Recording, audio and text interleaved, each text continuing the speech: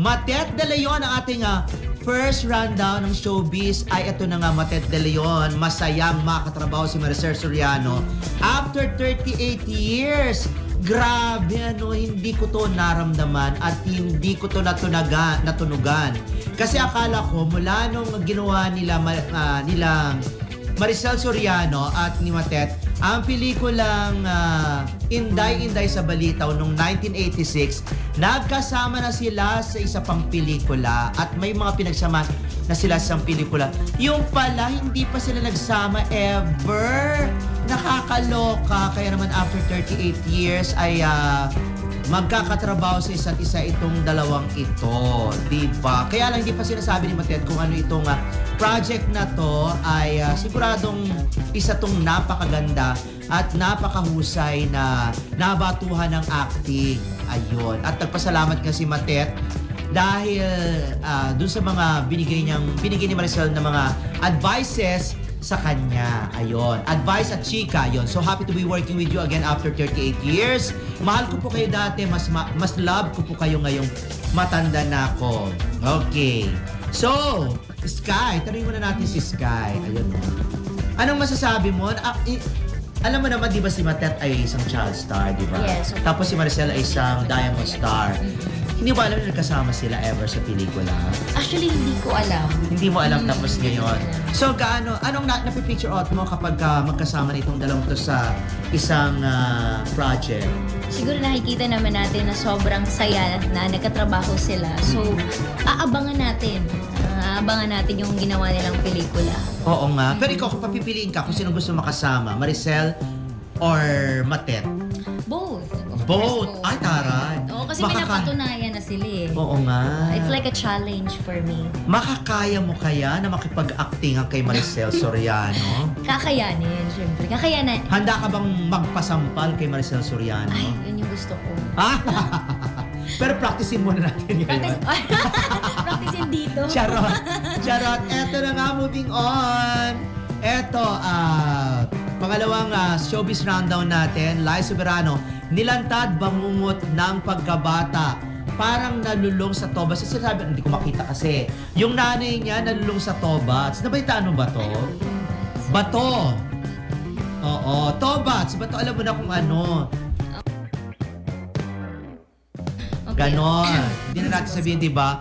Eto na nga, nagimbal ang buong entertainment, Pinoy industry, Pinoy entertainment industry sa mga nilantad at isiniwalat ni Liza Soberano tungkol sa kanyang pinagdaanan. At isa na nga rito ay ang kanyang hindi kanais-nais na karanasan nung siya ay bata pa nang ibahagi niya na nalulong sa tobats ang kanyang mudra bells. At ang dami palang pinagdaanan ni Liza Soberano. Akala ko napakaganda ng pinagdaanan nito kasi di ba galing sa States. Tapos merong, alam mo naman na lahat, mostly mga nagpupunta ng Amerika, maganda ang buhay. Siya pala ay hindi. Grabe. Ikaw ba naisip mo ba yon? Hindi. Naisip mo na, okay. Yun nga, yung nangyari kay Liza. No, actually, akala ko sobrang ganda talaga ng buhay niya.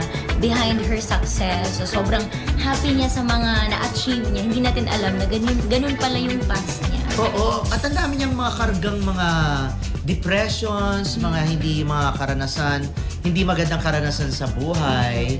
Kaya ikaw ba bibigyan ng pagkakataon na maging isang Liza Soberano? Sikat, tapos may Hollywood career, pero pagdadaanan mo ang kanyang pinagdaanan. Bet? Okay lang. Basta Liza Soberano. Okay lang.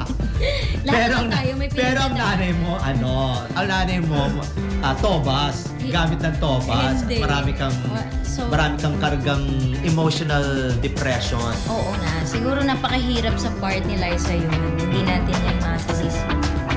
Mga pinagdaanan niya sa buhay. So ayaw mo na? Hindi naman. Gusto ko pa rin. Gusto maging Liza. Siyempre. Okay lang na may kakabit, Okay may lang. karga. Okay lang.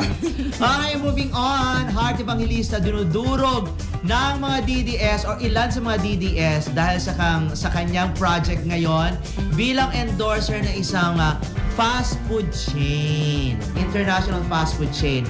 At alam naman natin yan na nagsimula na ipalabas ang ano ba tawag dito? Ang commercial ni Heart Evangelista. At kung saan sinasabi nga dito,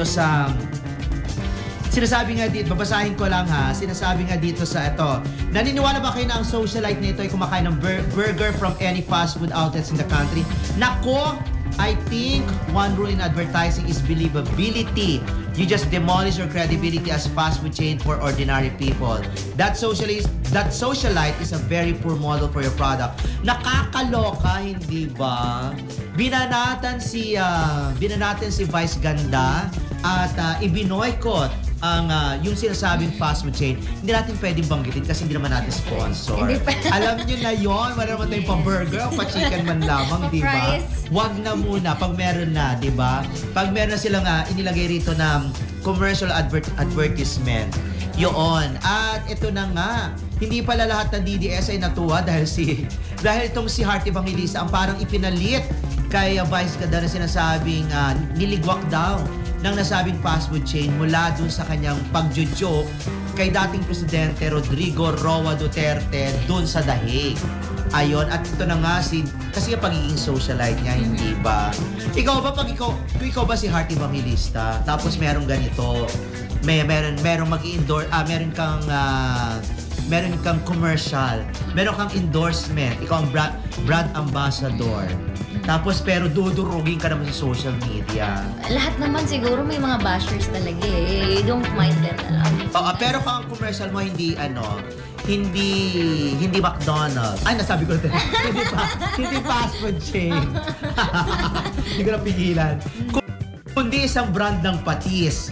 Pero dinudurog ka pa rin. Okay lang ba Grabe yun? naman yun. Pati-patis. Okay lang. Ay, patis. Nakakaloka, di ba? Patis. Pero kahit, spare nyo naman si Heart. Napakabait naman yan. Alam nyo si Heart, matulungin yan. Napakabait niyang batang yan. At kita yun naman, ang dami na rin gumamit sa kanya, di ba? Pero deadma lang siya. Pati nga doon sa issue ng kay Senator Cheese Escudero, palagi siyang idanadawit eh, di ba? Ayun, okay. Eto na nga, eto hindi matapos-tapos at parang hindi pa nagkakaayos. Kim Chiu, kapatid, may bad blood. Tama ba ako, blood? Ikaw na magbasa. Oo. Kapatid, may bad blood sa negosyo. Paolo Avellino need remescue. Naku, lagyan mo naman ng energy. Lagyan mo energy. Parang nagbabasa lang sa Oo nga. O go, take 2. Kim Chiu, kapatid, may bad blood sa negosyo. Paolo Avellino need remescue. Ayun. Okay na. Oo, okay na. Ay, Bisaya din yan si Kim. Oo, Bisaya ka ba? Igsaon man yun. Oo nga, Bisaya din. Pero alam mo, nakakalungkot isipin. Kasi, biruin mo, akala natin smooth sailing ang relasyon ng magkakapatid na to. Pero meron kasi tayong nabalitaan na ang pinagugatan daw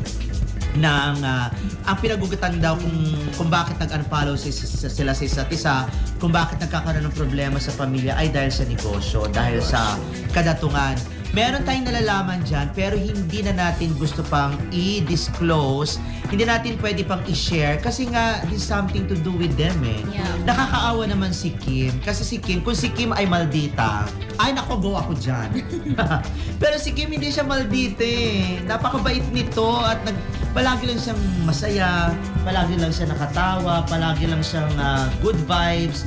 Tapos parang pag ikaw na ang dumikdik kay Kim Chiu, parang alam mo yon, yung parang ikaw na yung may problema, ikaw yung kontrabida kahit alam mo ikaw naman yung tama, ikaw naman yung mga ano mo naman, ano ba tawag dito, yung mga opinion mo naman ay okay naman, di ba, pasok sa banga.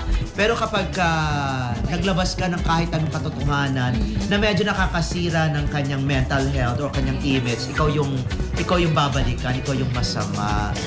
Diba? Ikaw ba kaya mo ba na magkaroon ng problema sa pamilya? At paano mo ito nare-resolve? Actually, of course, lahat naman siguro sa pamilya may problema talaga, nag-aaway-away. Siguro Ikaw, ano yung pinakamatinding problema sa pamilya mo kung nagkaroon kayo? negosyo din before. Negosyo? Ano yan? Nagnegosyo ako ng parang resto bar before sa isla namin. Oh. Nagka-problema sa Saan yung isla na yan? Camotes Island. Ah, From Camotes. Cebu, sa Cebu. Ay, bongga. Ang ganda siguro dyan, ano? So, syempre, maganda. Siyempre, maganda rin yung ano. Ay, Tapos? so yun, nagka-problema, and then sinolusyon na namin, of course, in a good way, as family. Yun naman pero yung importante, di ba? Ay, hindi kayo nagkaaway-away? Hindi na, sinold namin. Ganun din kayo nag-away sa Privately. pera? Yun, nag-away doon.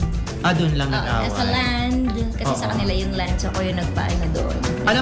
Ano ang pinakamatinding problemang hindi mo harapin, na hindi mo kayang harapin?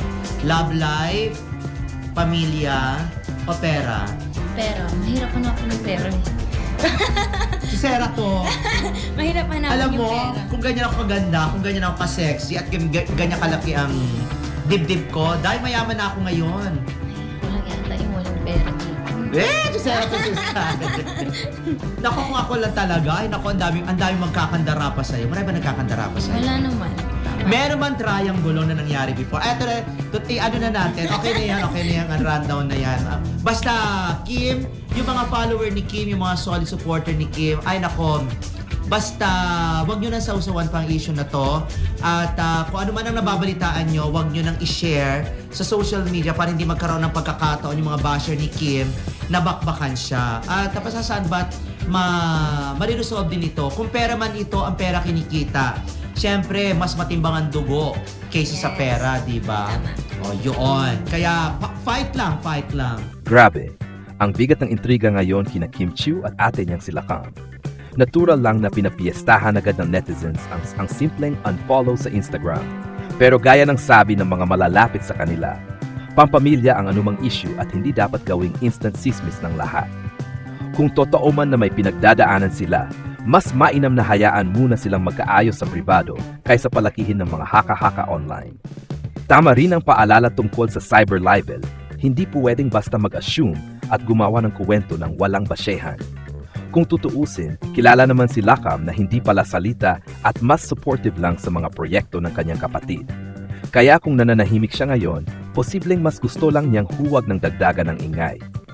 Siguro nga, kung sakaling magsalita si Kim later on, mas mabuti para tuldukan na ang mga espekulasyon at makalma ang fans.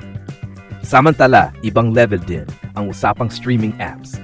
Ang dami na talagang pumapasok sa market at ngayon may bago na namang player, ang Fun Unlimited FU. Ang interesting sa kanila, hindi lang sila basta entertainment kundi edutainment na may halo ng comedy, drama, action at kahit mga mature topics na presented in a classy, not trashy way. Game changer din na nag-produce sila ng original content at daring features na siguradong kikiliti at mag-iintriga sa mga curious viewers. Kung iisipin, habang patuloy na nag-adjust ang traditional cinema sa pagbaba ng manood, ang mga streaming platform gaya ng FU ay patunay na nag-iiba na talaga ang landscape ng entertainment sa Pilipinas. Mas on-demand, mas accessible at mas daring. Ang tanong, sa dami ng streaming apps ngayon, pipiliin pa kaya ng tao ang sinehan o tuluyan ng lilipat sa mga ganitong bagong digital platforms? Normal na nagiging malaking issue ang simpleng social media moves ng mga artista, lalo na kung unfollow sa Instagram. Pero hindi naman ito sapat na basehan para sabihing may malalim na problema agad. Dahil magkadugo sila, natural na may mga pagkakataon na pwedeng magkaroon ng tampuhan o hindi pagkakaintindihan, pero hindi ito dapat gawing chismis ng publiko. Tama ang punto ng source. Pampamilya ito at hindi dapat panghimasukan ng mga walang kinalaman. Ang nakaapekto lang kapag tahimik ang involved, mas dumadami ang haka-haka. Kaya naintindihan din kung bakit may umaasang magsalita si Kim para matapos na ang spekulasyon. Ikalawa, tungkol sa streaming apps. Totoo na ngayon mas pinipili ng tao ang streaming kaysa sinehan dahil sa convenience. At sa pagpasok ng bagong app na Fun Unlimited FU, mas nagiging malawak ang options ng mga manood. Ang unique nila ay ang pagsasama ng entertainment at education, edutainment, pati na ang tapang nilang magpakita ng mga content na hindi basta-basta tinatalakay. Isa itong senyales na mas nagiging bold at diverse na ang digital entertainment sa Pilipinas. Sa kabuuan, parehong nagpapakita ang dalawang balita ng pagbabago sa kung paano tayo nakikialam sa buhay ng iba, lalo na sa social media, at kung paano tayo kumukonsumo ng aliw mula sinehan papunta sa streaming apps.